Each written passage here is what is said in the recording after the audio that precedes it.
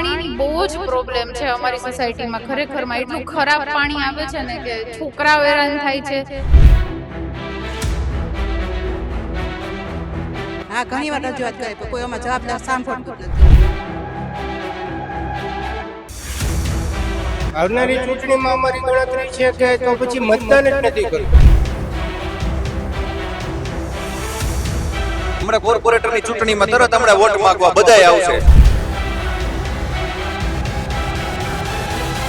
આ ચૂંટણીમાં તો તમે મતદાન નહીં કરો, બહિષ્કાર જ કરવાનો છે. બધાય નક્કી કરી દીધું છે આ વખતે.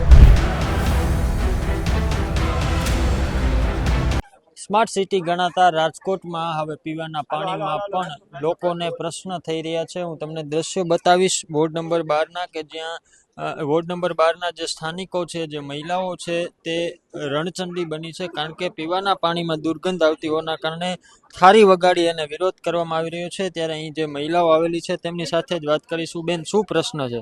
પાણી બહુ બગડી જાય છે અમારે. વારમાં 2 વર્ષ થાય પાણી બગડી જાય છે.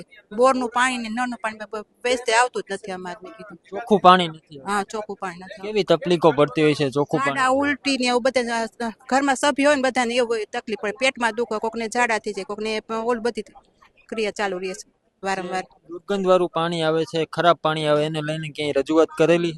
હા, ઘણી વાર રજૂઆત કરે પણ કોઈ આમાં જવાબદાર સાંભળતું જ નથી. કઈ જગ્યાએ રજૂઆત કરે? આ બધા મહિલાઓ બધા ભેગા સપોર્ટ હોય. હું જ્યારે ગામડે હોતી હોત બધા કે પાણી બગડી ગયું છે, કોર્પોરેશનમાં ફરિયાદ કરી છે બધી. જી, ચોક્કસથી. બેન, શું કહેશો? કેવા પ્રશ્નો અત્યારે આ વોર્ડ નંબરમાં છે? વોર્ડ નંબરમાં એવા પ્રશ્નો છે કે છે ને ડ્રેનેજ હોય ને લીકેજ થતી હોય એ દાળના પાણી સાથે ભળી જાય છે. તો કોર્પોરેશનનું પાણી જોઈએ એટલું આવતું નથી. તો ડ્રેનેજથી આ ખરાબ કરી નાખે દાળનું. તો કઈ રીતે વાપરવું પાણી? પાણી તો પૂરું થતું નથી. અવારનવાર વેચાતું લઈને આ સોસાયટીમાં પાણી યુઝ કરે. કેટલો ટાઈમથી આ પ્રોબ્લેમ? 2 વર્ષથી કેટલી વખત બગડી જાય છે. કેટલી વખત રજૂઆત કરી? 5 વર્ષ ઘણી વખત કરી છે. 5 થી 6 વખત કોર્પોરેશનમાં કમ્પ્લેન ચાલુ જ હોય છે. જી, ચોક્કસથી. તો બીજા પણ અન્ય મહિલાઓ છે તેમની સાથે વાત કરશું. બેન, કેટલી વખત આ સમસ્યાની રજૂઆત? 5 થી 7 વર્ષથી પ્રોબ્લેમ છે અમારે આ સોસાયટીને 17 વર્ષ થયા છે. અને ગટરનો પ્રોબ્લેમ તો 5 થી 7, અને ચોમાસામાં વરસાદ આવે ત્યારે, અને આ છેલ્લા 3 થી 4 વર્ષથી કન્ટિન્યુ વર્ષમાં 2 થી 3 વાર પાણી ગંદુ થાય છે અને ગટરનું પાણી પડી જાય છે. કોને રજૂઆત અને કેટલો ટાઈમ, કેટલી વખત? કોર્પોરેશનમાં રજૂઆત કરેલી છે અમે. અમારા ઘર પાસે ને બધે થતી હોય તો અમે દર મહિને રજૂઆત કરીએ છીએ. ત્યાંના માણસો આવે છે, સામે અમને કમ્પ્લેન કરે છે કે તમે તમારું કરાવો. ચલો, અમે અમારું રિપેર કરાવી લીધું, બધું સરસ થઈ ગયું, પણ તોય ગંદુ પાણી એવું જ આવે છે. કોણ છે તમારા કોર્પોરેટર, ઓળખો? પ્રદીપભાઈ છે. અને કઈ વખત તમે કીધેલું? હા, એ લોકો આવી ગયા છે બધા. મહિના દિવસ પહેલા એ લોકો બધા અહીંયા આવી ગયા છે. જી, ચોક્કસથી. બીજા પણ અન્ય મહિલાઓ છે તેમની સાથે વાત કરશું. શું કહેશો બેન, કેવી તકલીફો છે? પાણીની બહુ જ પ્રોબ્લેમ છે અમારી સોસાયટીમાં. ખરેખરમાં એટલું ખરાબ પાણી આવે છે ને કે છોકરાઓ હેરાન થાય છે. અને પાણી ખરેખરમાં જે ડાયરેક્ટ જે ગટરમાંથી આવતું હોય ને એ જ રીતનું પાણી આવે છે કે જેને મતલબ ફિલ્ટર કર્યા પછી પણ એ પાણી તમે પી ના શકો. એટલી હદે ખરાબ સ્મેલ કરે છે, બહુ જ ખરાબ, કે જેનાથી બધાના સ્વાસ્થ્ય ઉપર એ બહુ ખરાબ અસર થાય છે. અને ઘણા બધા બીમાર પડી રહ્યા છે અત્યારે પાણીના કારણે. ચૂંટણી આવી રહી છે, તમને લાગે તમારા પ્રોબ્લેમનો હલ નીકળી જાય? ચૂંટણી તો આવી રહી છે પણ જોઈએ છે હવે. અમે તો એવી એક્સપેક્ટ કરીએ છીએ એવું કે પાણીનું સોલ્યુશન થઈ જાય.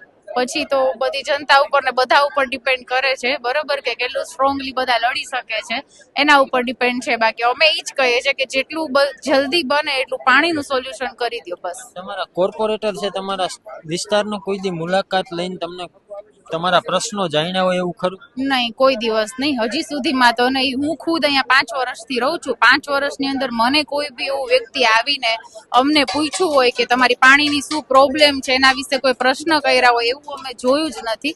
કે કોઈ અમને સામે આવીને મળ્યું નથી કે તમારી આ સમસ્યાનો હલ કરવો જરૂરી છે, એવું કોઈ જ વ્યક્તિ અમને દેખાણું નથી હાલ સુધીમાં. તો આ ચૂંટણીમાં અહીંના રહીશોનો મિજાજ કેવો હશે? માનો કે ગઈ વખતે તમે જે કોર્પોરેટરને મત આપીને તમારા હિતના કામ માટે તમે જેને ચૂંટ્યા હતા એ તો તમારી મુલાકાતે કોઈ દી આવ્યા નથી, તો આ ચૂંટણીમાં તમારો મિજાજ કેવો રહેશે? આ ચૂંટણીમાં તો હવે જોઈએ છે, પાણી ઉપર બધું ડિપેન્ડ છે કે અમારું સોલ્યુશન કેવું થાય છે, અમારી વાત સાંભળવામાં આવે છે કે નહીં, એ ઉપરથી અમે નક્કી કરશું કે ચૂંટણીમાં હવે અમારે કેવો સાથ સહકાર આપવો.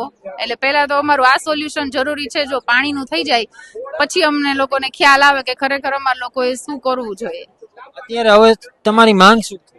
અમારી એક જ માંગ છે કે જે આ ઘડીએ ઘડીએ જે પાણીની પ્રોબ્લેમ થાય છે, નાના હોય કે મોટા હોય કે કોઈ બી હોય, ઓલ્ડ એજ હોય, બધાને પાણીની બહુ જ પ્રોબ્લેમ થાય છે અને બધા પ્રોબ્લેમ ફેસ કરે છે.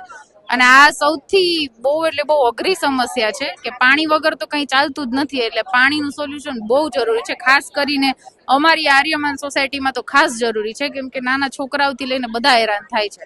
એટલે અમારી બસ એક જ છે બધાની ઈચ્છા કે જેટલું જલ્દી બને એટલું આના ઉપર કોઈ ધ્યાન આપે, એ પછી અમે ચૂંટણી ઉપર વિચાર કરીએ. જી ચોક્કસથી. તો આ હતી અહીંની મહિલાઓ કે જે દર્શાવી રહી છે, જણાવી રહી છે કે જે પાણી છે તે પૂરતા પ્રમાણમાં આવે છે, પરંતુ પાણીમાં ક્યાંક ને ક્યાંક દુર્ગંધ આવતી હોવાના કારણે જે બીમારી જેવી વસ્તુઓ છે તે અહીંના લોકોને ભોગ બનાવતી હોય છે. ત્યારે અહીંના જે વોર્ડના યુવાન છે તેમની સાથે પણ વાત કરશું. શું કહેશો ભાઈ, કેવી સમસ્યા છે અને કેટલો ટાઈમથી છે? સાહેબ, આ સમસ્યા વારંવાર રિપીટ થાય છે. છેલ્લા 2-3 વર્ષથી આ સમસ્યા કન્ટિન્યુ છે. અમે બધા ડિપાર્ટમેન્ટમાં ફરિયાદ કરી ચૂક્યા છીએ. ફરિયાદ કરીએ એટલે આવી જોઈ જાય છે. આ વોર્ડના આગેવાનો આવે છે, રાજકારણીઓ આવે છે, પણ જોઈને જતા રહે છે. કોઈ પણ જાતનું સોલ્યુશન મળતું નથી. સોલ્યુશન નથી મળતું. તો હવે ચૂંટણી આવે છે, અહીંના રહીશોનો મિજાજ કેવો હશે? અત્યારે અહીંના તમામ એરિયાના રહીશોનો મિજાજ ખૂબ આકરો છે. કોઈ મતદાન કરવા ઈચ્છતા નથી, કારણ કે ગંદુ એટલું પાણી આવે છે કે બધાના સ્વાસ્થ્ય બગડે છે. અને પાણી ક્યાંય ફળિયા સાફ કરવામાં નથી ચાલે એમ, બીજા યુઝમાં તો પછીની વાત છે. ચૂંટણીમાં 3 પક્ષ લડવાના છે. બીજા 2 પક્ષ પાસેથી તમને આશા છે કે તમારા કામના સોલ્યુશન કરાવે? અમારે તો ફક્ત સાહેબ આ પાણીનું સોલ્યુશન થાય એનાથી મતલબ છે.